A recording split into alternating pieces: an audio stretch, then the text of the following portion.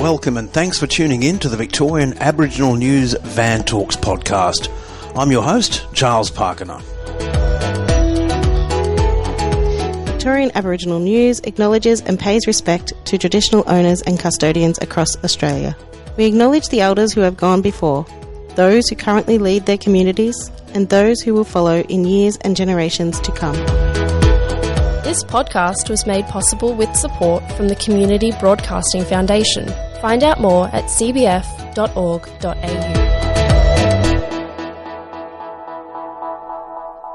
Across Victoria, especially since the failed 2023 referendum, there's been a clear growth in the number of local reconciliation groups. In fact, according to Reconciliation Victoria, that overarching body, there's been an increase of nearly 100% from the low 20s prior to 2023 up to around about the 40 figure.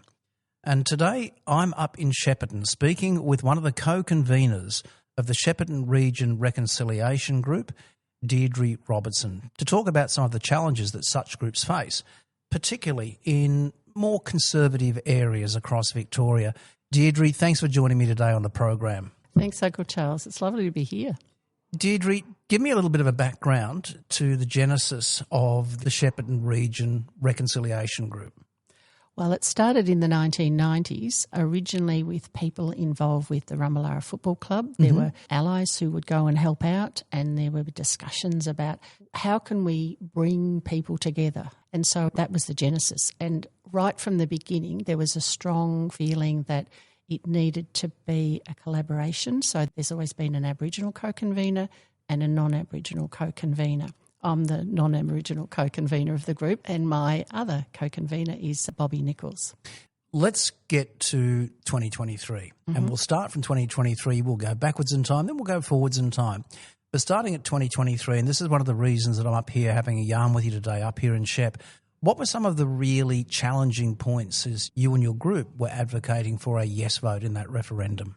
I think one of the challenges is bearing in mind that it is a very conservative area, that sometimes when you mix with people who have similar views to yourself, you'll think that that's a bit more like it is out in the community. And one of the things we found was that's not actually the case. Yeah. And it is a very conservative area, and there were very, very strong voices for no, but they were not very public voices for no. They were strong within the community, so much so that I was told in some communities, do not ask someone how they're voting or do not encourage them to talk about that, because if people hear they are going to vote yes, they will be ostracised in their communities. Now that's that fear factor was a really strong thing, certainly through the referendum. I know there were people who had signs out in the country that were defaced, pulled down, and so they put them up again. They were defaced, pulled down, thrown over the fence. Yeah. And that even happened in Shepparton itself. Now, you were talking before we pressed the record button for this interview about an experience that you had on one of the local polling booths. And we're not going to name the particular polling booth, but you felt so intimidated and concerned that you actually at around about midday just packed up and walked off. Tell us a bit about that, because this seems to be echoed right across the state during 2023. Yes, I'm not sure if your listeners remember, it was a terrible day. The clouds were really black and low. It was like Mother Earth was saying this is not so good. And I was there on my own. I'd put up big banners and call flutes and things. There were no merchandise anywhere. The local Red Cross ladies were there early on, so I bought some cakes. But over the morning there was this gentleman who came and he walked past me and muttered, I couldn't tell what he was saying then. Then he was down there talking to the Red Cross ladies and he sort of looked over at me and talked to them and they looked over at me. And I felt really a bit uncomfortable, but I'm sort of, I had done pre-polling in Shepparton. Yeah. And I was used to having robust conversations. Now, how far out of Shep was this? We're not going to mention the town, as I mentioned. It's towards the edge, getting up closer to the Murray. Right. And then he sort of hung around a bit, and then when he walked past me, he was muttering again, and I felt really uncomfortable. Did you actually pick up what he said? Yes. You're looking a bit reluctant to actually say.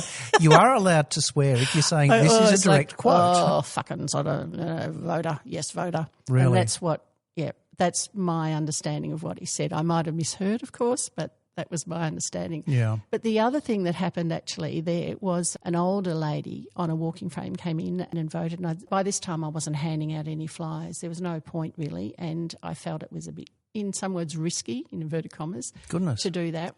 And so just because of a few people's responses, I don't want that, that sort of response. Was clear aggression though?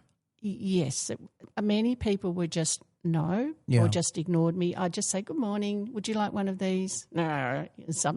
Just before you proceed then, you were involved in the pre-polling beforehand. Mm-hmm. Did any of the pre-polling experiences give you an indication as to just how polarising this was in the community? Yes. And no, people were very, very, not all, but some of them were very strong and loud in their no. Yeah. Whereas many people walked into the pre-poll and came out and walked past us and said, I voted yes. And there was one person who was going, you just need to spell no. And he said it to quite a few people. And one man came back out and said, I know how to spell yes. But going back to on the actual day, this older lady on her frame walked in, cast her vote and came out. And she stopped near me because I said, oh, you'll be glad to get in out of the cold. And she looked around and then she leaned over to me and she said in a very quiet voice, I voted yes. Now, the impression I got was there was no way she was going to say that out loud. And again, it's that fear. So when you have strong conservative areas, there's that sense of this is who we are and this is how we vote. And so if you're a little bit different to that, you can find, from the political point of view, you can be a bit more ostracised. Yeah.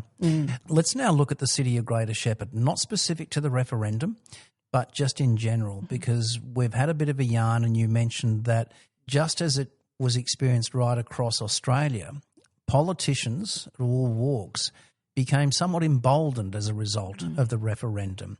How did that play out from your perspective and the perspective of the Reconciliation Group here in Shepparton? I think there was a very definite feel of, we know, and from just the general community. Yeah. And I think it did embolden some people to be much more open in their how will I describe Disdain? it? Disdain. Yeah, for anything to do with anything to do with Aboriginal communities. And I know just talking to community members, Aboriginal community members, the amount of racism really peaked. And that's not sort of limited just to this area. In terms of our council had been really a leader in reconciliation. They had a reconciliation plan. They had their Innovate plan. They were looking to move to the second Innovate plan. They had made a decision to fund, in inverted commas, Australia Day activities on any day except the 26th of January. Now, you had Councillor James, a Yorta man on council, who's not there now, I believe. So did that have a bit of an impact? Do you think that was an important influence within council itself? Absolutely.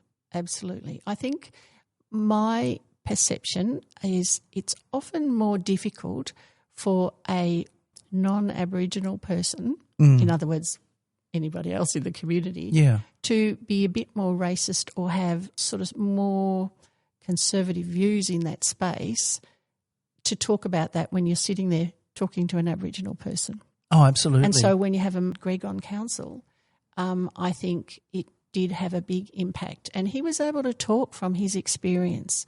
That's something none of the other councillors had. And it did provide opportunities for many of them to learn things that they didn't really know about before.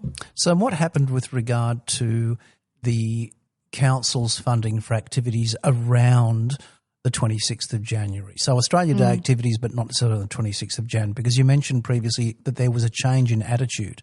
There was. I think after the referendum, council were not saying we will not fund Australia Day activities. It was just on that date. And so some of the communities around became really annoyed about that decision and made a big effort to sort of have a big presence on Australia Day, 26th. And they used that forum, I know in a couple of instances, to say how ridiculous it was to have that decision. And so then council, I think, as a group, became a bit concerned about that decision that they had, and so they decided that they would review it, and so made the decision to refund activities on that 26th of January. So that's just activities on the 26th of January. Yes. So Australia Day, from what I gather, had to be celebrated as far as the council was concerned on 26th of January and no other date. Previously, they would fund, in inverted commas, Australia Day activities on any other day except the 26th. There was no funding. People could have Australia Day activities on the 26th if they chose to. But just without council funding. But they would not have council funding. Gotcha. So that was the only thing about it. We said, well, maybe don't fund anything. Don't fund those activities. We have Wallumbra in some community members have a very moving dawn service on the 26th, and council had provided some funding to that to us, which we provided. We were just provided that straight to them. Yeah. And so we said, don't fund anything. So that's not an issue. But no, they wanted to have it back so that community groups could have that funding on the day. And I think that was really emboldened by the referendum result. It was like people said, Australia has voted no, and it's no to everything related to Aboriginal communities. What funding. impact did these decisions have on your events? Because you mentioned that immediately following that decision by council and the obvious emboldenment of certain prejudices or beliefs, there was a direct negative impact on your attendance. Tell us a bit about the service and the impact. The Reconciliation Group run two big public events. We are supported and funded by the council. We wouldn't be able to run them without their support. We're also supported by the community, and we are very strong in its community one rather than a council event. And so we have Sorry Day, which is on the 26th of May, and we also have the Apology Breakfast. Now, the Apology Breakfast was just after that event, after January 26th, and when council was starting to think about reviewing it.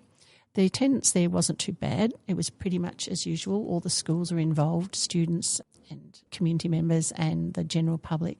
But Sorry Day was very different because by then council had made the decision that they were going to fund events on the 26th of January. So the numbers of community members, Aboriginal community members who attended that event was really much lower. You're saying Aboriginal community members. Yes. What about non-Aboriginal community members? And there were many non-Aboriginal community members who attended, I think, just to say we are there and we think this decision is wrong and not a good decision. But they did come, and the schools, I was really wondering how the schools would be, whether they would still want to be involved, because there are schools, all the secondary schools. And so there are faith schools, there are private schools, there are non-governments, and there are government schools. But they all responded and they all attended and they all had their students part of that event. So that was a really big positive. But I think for some of the wider community members, they were definitely going to be there and said that we wanted to be there. So let's look at some of the key challenges that as a reconciliation group that you find in a somewhat conservative part of the state. We've talked about the referendum, we've talked about council-funded events, but general day-to-day work, because I know that you and your team are out there constantly trying to support First Nations initiatives and walk hand in hand with the local First Nations communities. What are some of the key challenges that you do find? I think sometimes it's a sort of a fine line when people have views that are quite different to yours, but it's really important to keep those communication channels open and to gently challenge in a way that says, that maybe you might like to think of a different way of looking at that situation. Sometimes you have to just say, well, that's how it is at the moment. And as we know, the path of reconciliation is not linear. It goes around in circles sometimes, and time seems to go backwards. So you just have to go, well, this is the place we're in at the moment, but we have to keep working at it. I think some of us found it really hard to keep up the momentum and keep the energy going when you're faced with an environment that feels a bit more, it's like it's moved to more conservative ways of thinking and in many cases almost more racist views that are more overt. I think. What are some instances where that racism has been overt and particularly noticed by you and your fellow members? Oh, certainly with the referendum. Yeah. That time. I think after it, we've noticed things like at the events on the 26th of January, there were comments about, welcomes to country, should we have those? And we know that there have been different meetings where even having that someone has refused to do an acknowledgement or those sorts of things. You know, that would never have happened prior to the referendum. I think people felt that no vote was a very big yes for them to say what they really thought, but they felt maybe they better not. What about now with treaty happening? And as we're doing this interview, it's just a couple of weeks since it's passed the upper house as well, so it's now into law. Has there been, or do you foresee any backlash in community as a result of this legislation? And the smile on your face is telling me you've got something to say on it. Well, there'll probably be the usual, we're going to lose our barbecue or our that's a new clothesline one, or our isn't it? backyard. Yeah. I mean, they're the usual things that are trotted out, and I think there'll be the usual things of, there's so much money spent on this. Yeah. What a waste. It's, those sorts of things. And this will be very divisive. Those will be the sort of comments. So how are you and your team going to deal with that? Because you will be hit with those. Did 2023 give you some lessons, and how will those lessons be better played out in 2026? Yes, they gave us some lessons. I think one of the lessons was the importance of conversations and the way you talk to people about these issues, finding that common ground. I think one of the other things is to make sure we are really well informed. We learnt that with the referendum, that you really do need to know stuff so that when you're faced with someone spouting off with things that you know are absolutely incorrect or even lies, that you can say, okay, so where did you get that information? Because I found that information here, and this is what this says, which is different to what you said. So one of the things we've done, and we did it just yesterday, is got together and actually had the treaty, the actual treaty, that and we went document. That 33-page document that you've spoken about before, and we went through it and said, okay, what's it telling us? What is this? The Gallenwald? What's the structure of it? How's it going to work? And so to help skill us up so that we have some knowledge. So if we hear a whole lot of misinformation or disinformation, deliberate, we can say, no, that's not right. I was reading the treaty and it doesn't say that at all. Yeah. And so it's sort of saying, would you like a copy of it so you can, to someone, would you like a copy of it so that you can read it yourself? Great idea. Those sorts of things. But it is important to actually know. You don't have to know everything, and sometimes it's fine to say, look, I don't know, but that's a really good question, and I don't know, and I'd like to find out, so I'll find out and I'll get back to you. So they know that this is important and you will find out and you do get back to them. So one of the other things is we do need to spend time, and that's what we're starting to do. We will be talking to councillors and talking to other members in the community about the importance of the treaty and how the generosity of such a document, and how in the document it talks about bringing everybody together, and that this country is there and there are people who have been here for millennium, so far long back we can't even imagine, and there are those who've come later, but it is country that people are welcome to share. I just want to jump back on this one. You mentioned that you'll be speaking to councillors. What specific challenges do you see there? Because let's be really frank, councillors get to their positions by quite often being bullish people and being fairly inflexible as well. Setting yourself up for a bit of a task there, Dierdre. Well, I guess sometimes people have very strong views, but sometimes when you actually distill where that's coming from, you actually have things in common. They have a love of their community. They want to improve their community. Yeah. They want to make the state better. They want to make the nation better. And so sometimes if you have those commonalities, at least you can have a bit of a conversation. And so You might not agree, and in many cases you probably won't, but at least you can have the conversation, and that you just never know where it'll lead. Just never know. Ever hopeful. I love the optimism. I think it's wonderful, and we need it, for goodness sake. Now, before we let you go, what about the relationship and the importance of the relationship with the local black community, and specifically the Dierdre clan? Mm-hmm. What are your thoughts on that, and how important is that to the work you do? Oh, it's critical. It's really important. Otherwise, we're sort of recolonising things, aren't we, really, when you think about it? You're asking me? You know the answer I'll give. So it's absolutely important to have an Aboriginal and non-Aboriginal co-conveners. Yeah. I would never make a decision or think about doing anything without consulting with Bobby. It's just the way we work. And if there are things that we aren't certain about, we'll check with him or check with other community members. It is really important, because otherwise it's not really reconciliation, is it?